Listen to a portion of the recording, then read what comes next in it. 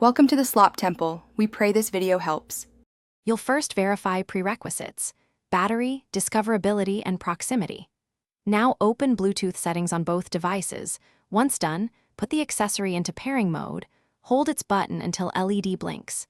You should see the device name appear under Available Devices. Tap to pair.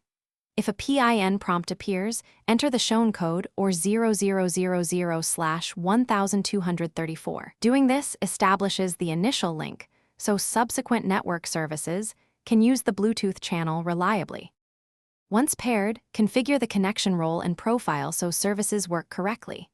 On a phone or laptop, choose PAN or tethering to share internet or A2DP for audio streaming.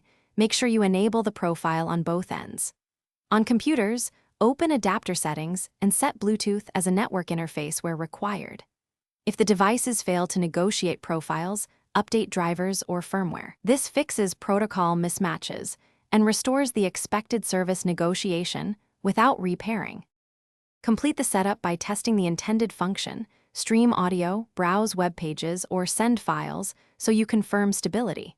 If you notice dropouts, unpair and restart both devices, then pair again. This clears transient state. If problems persist, reset network settings or update the device OS and drivers to resolve deeper incompatibilities.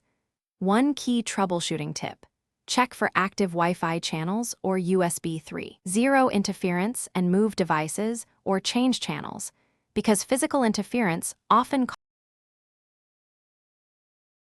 Thanks for watching. Consider subscribing if we helped you.